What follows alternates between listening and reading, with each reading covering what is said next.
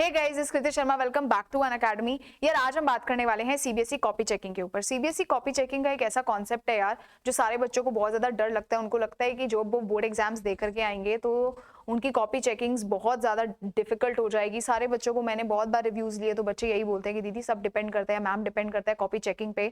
हमने पेपर अपनी तरफ से कर दिया है बट एग्जामिनर कैसे कॉपी चेक करेगा उस चीज पे हमें श्योरिटी नहीं है। मैं तुम्हें बताऊं, दुनिया का कोई भी एग्जामिनर जो सीबीएसई की कॉपी चेक कर रहा है वो एक ब्लूप्रिंट के साथ करता है, यानी उसको गाइडलाइंस मिली होती है सीबीएसई से ताकि कि हम बच्चों के बीच में कोई पार्शियलिटी ना हो। ऐसा ना हो कि एक टीचर जो हार्ड मार्किंग करता है या एक टीचर जो लीनियंट मार्किंग करता है उस वजह से बच्चों के रिजल्ट्स में कोई भी डिफरेंस आए। सो दैट इज वाई एक प्रोटोकॉल और एक गाइडलाइंस बनाई है सीबीएसई ने जो हर एक एडुकेटर्स फॉलो करते हैं, हर एक टीचर्स फॉलो करते हैं, हर एक पैनल फॉलो करता है जो आपकी नोटबुक चेक कर रहा है, ताकि एक ट्रांसपेरेंसी बनी रहे। राइट, तो कुछ कुछ चीजें मैं आपको बताने वाली हूँ आज, तो ये सारी चीजें को आप ध्यान में रखना।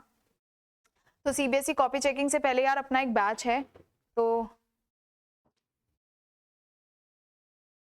सीबीएसई कॉपी चेकिंग से पहले यार ये बैच अगर आपके कोई भी बच्चे हैं जो 10th में हैं, 11th में हैं, ये तो करना नहीं, चलिए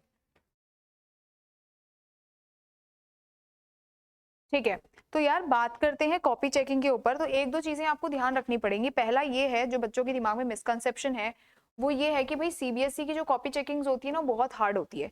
सबसे पहली चीज जो सीबीएसई में होता है that is your step marking. CBSE में सारी की सारी नोटबुक स्टेप मार्किंग पे बेस्ड होती है। आपकी 200% स्टेप मार्किंग चलती है। स्टेप मार्किंग का क्या मतलब है? अगर आप मैथ्स का ही लगा लो, सबसे ज्यादा बच्चों को डर मैथ्स में होता है कि हमारा लास्ट में जो आंसर है वो गलत आया। लेट्स से आपका आंसर 23.5 आना था, आपका आंसर मान लो 37.6 आया है, लेकिन आपके ऊपर के जितने भी स्टेप्स हैं वो ठीक हैं, तो हमेशा आपको सीबीएसई में स्टेप मार्किंग मिलती है। तो ऐसा कोई फर्क नहीं पड़ता कि अगर आपकी गलती भी हो गई तो ऐसा नहीं होगा कि नीचे गलत है तो आपका पूरा मार्क्स क्रॉस हो जाएगा। अगर वो 3 मार्क का क्वेश्चन है और आपके आधे स्टेप ठीक है तो टीचर आपको 1.5 मार्क्स तो जरूर देगा। जितने स्टेप्स तक तुमने ठीक किया उतने स्टेप्स के तुम्हें मार्क्स मिलते हैं। इवन फॉर्मूला लिखने के भी मार्क्स मिलते हैं। दूसरी चीज, सबसे बड़ा डाउट आता है लिटरेचर में।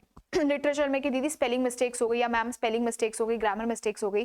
तो यूजुअली ऐसा होता है कि जब 3 4 5 6 ग्रामर मिस्टेक्स होती हैं या स्पेलिंग मिस्टेक्स होती है तब जाके टीचर 1 मार्क काटता है, क्योंकि अगर वो हर एक स्पेलिंग पे 1 1 मार्क काटने लग गया तो स्टूडेंट्स में बहुत बार ऐसा होता है कि मिस्टेक्स हो जाती हैं।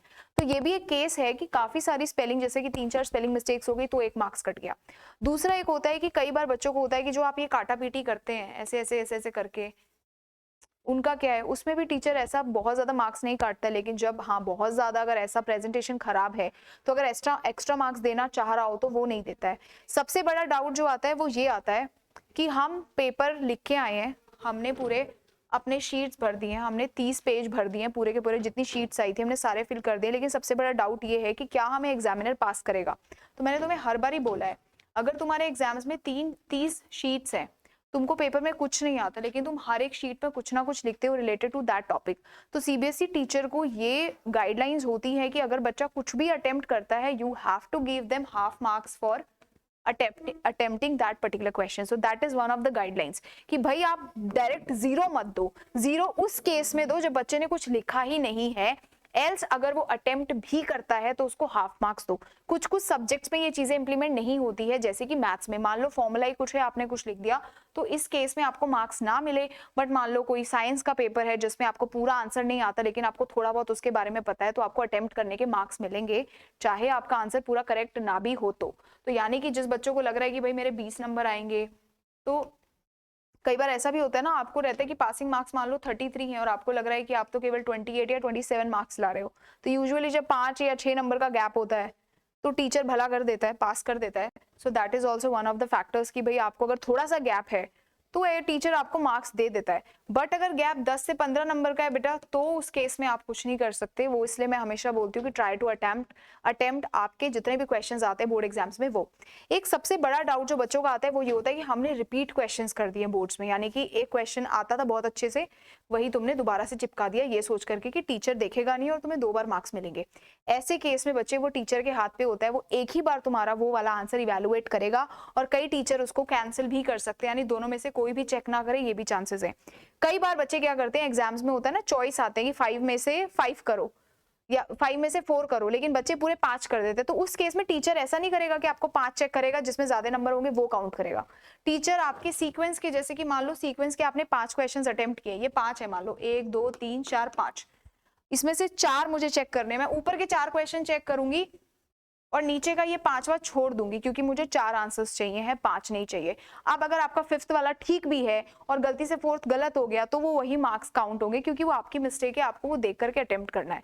तो ये कुछ कुछ चीजें हैं यार जो आपको दिमाग में रखनी है कॉपी चेकिंग से रिलेटेड। अगर आपके एग्जाम्स हो गए हैं तो अब तो कुछ आप कर नहीं सकते, you can not do any changes, but yes one thing that can be done is like positive motivation. मैंने बोला था कि भाई पूरा पेपर अटेम्प्ट करके आओ, ताकि टीचर को अगर कहीं पे कुछ, कोई भी टीचर फेल नहीं करना चाहता यार, बट तुम्हें उसको थोड़ा सा खुद से सहारा तो देना पड़ता है ना पास करने के लिए। खाली नोटबुक पे तो पूरे मार्क्स तुम्हें नहीं मिलेंगे। तो सीबीएसई की चेकिंग बहुत इजी होती है। अगर तुम्हें मैं लमसम में बताऊं, अगर तुम्हारे प्री बोर्ड्स में 30 मार्क्स आए हैं, तो सीबीएसई चेकिंग पे तुम्हारे मार्क्स 36 37 आ सकते हैं, यानी काफी मार्क्स में फर्क पड़ता है। टीचर्स बहुत इजी चेकिंग करते हैं, लीनियंट चेकिंग करते हैं, ठीक है। तो आई होप यार ये वीडियो आपको अच्छा लगा होगा। Make sure to subscribe to Unacademy class 9th and 10th, and I'll see you in the next video.